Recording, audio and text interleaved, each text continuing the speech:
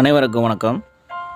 இன்றைக்கி நம்ம என்ன பார்க்க போகிறோம் அப்படின்னா, கிளாம்பாக்கம் கலைஞர் நூற்றாண்டு விழா பேருந்து முனையம் அதை பற்றி தான் பார்க்க போகிறோம். சுமார் 400 கோடி செலவில் பிரம்மாண்டமாக கட்டப்பட்டு தமிழக முதல்வர் திரு மு.க.ஸ்டாலின் அவர்களால் டிசம்பர் மாதம் 30ஆம் தேதி திறந்து வைக்கப்பட்ட பேருந்து முனையம் இது.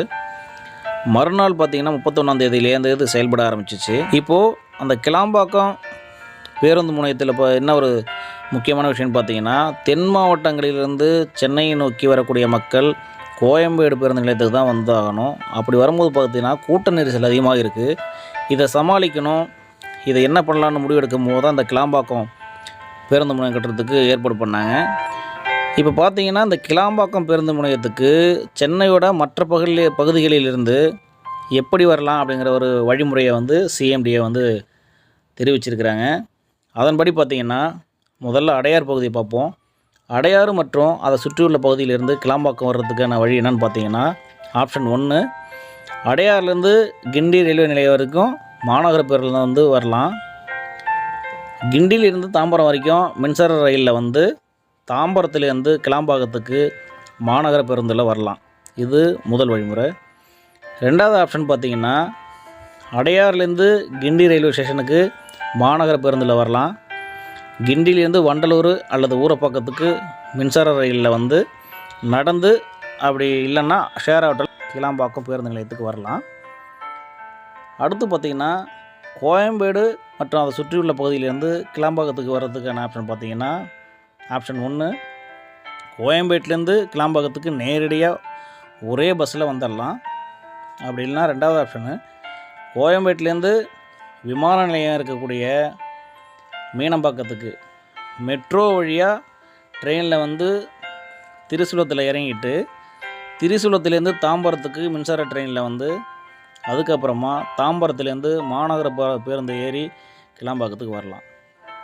ஆப்ஷன் 3 பார்த்திங்கன்னா, கோயம்பேட்டிலேருந்து விமான நிலையம் வரைக்கும் மெட்ரோவில் வந்துட்டு அப்புறமா திரிசூலத்துலேருந்து வண்டலூர் அல்லது ஊரப்பாக்கத்துக்கு மின்சார ரயிலில் நடந்தோ அப்படி இல்லைன்னா ஷேர் ஆட்டோவில் கிளாம்பாக்கத்துக்கு வரலாம். குன்றத்தூர் மற்றும் அது சுற்றுப்பகுதியிலேருந்து கிளாம்பாக்கத்துக்கு வர்றதுக்கான ஆப்ஷன் பார்த்திங்கன்னா, ஆப்ஷன் 1 பார்த்திங்கன்னா, குன்றத்தூர்லேருந்து குரோம்பேட்டைக்கு பஸ்ஸில் வந்துடணும்.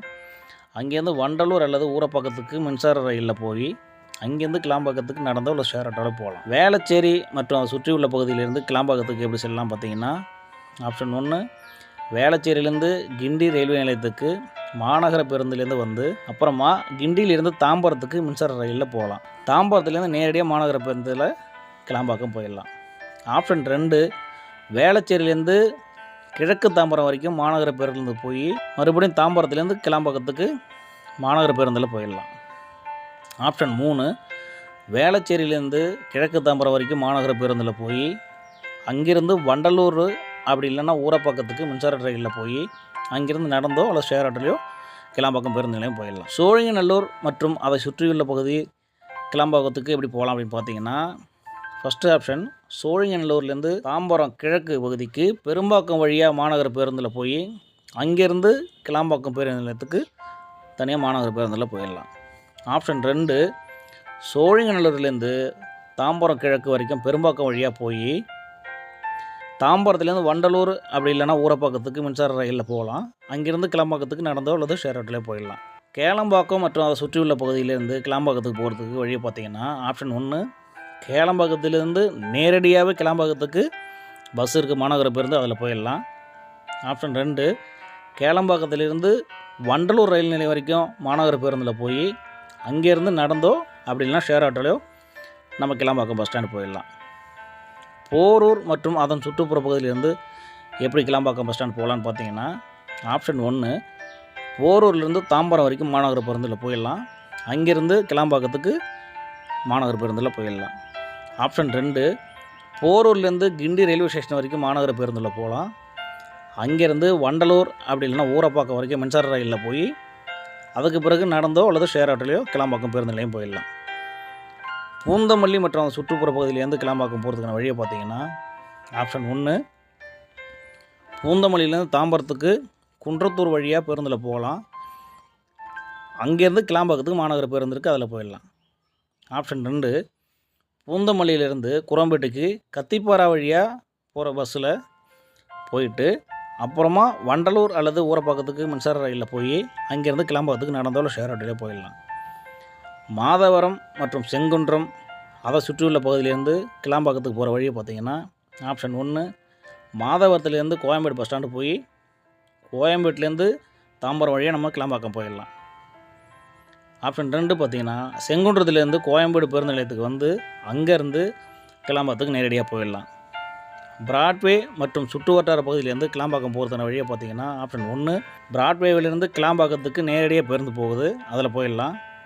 ஆப்ஷன் 2 உயர்நீதிமன்றத்திலிருந்து விமான நிலையம் வரை மெட்ரோ ட்ரெயினில் போயிட்டு அங்கேருந்து வண்டலூர் அப்படி இல்லைனா ஊரப்பாக்கம் பகுதிக்கு நம்ம பஸ்ஸு அப்படி இல்லைனா ஷேர் ஆட்டோவில் போயிடலாம்.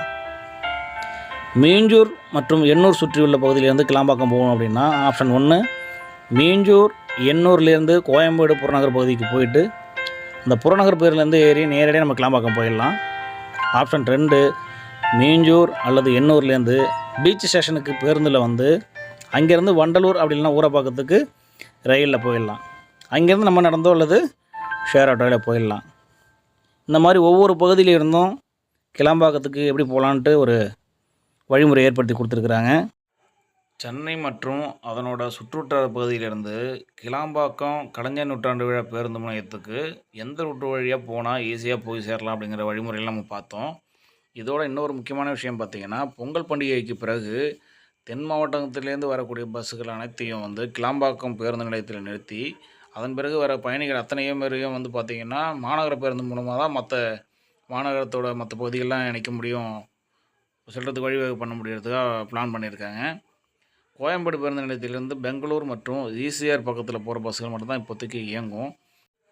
அதன் பிறகு பார்த்திங்கன்னா கோயம்பேடு பஸ் ஸ்டாண்ட்லேருந்து மற்ற ஊர்களுக்கு செல்லக்கூடிய பேருந்துகள் அனைத்தையும் நிறுத்தத்தா பிளானில் இருக்காங்க.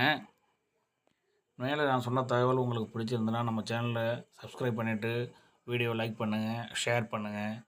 நன்றி, வணக்கம்.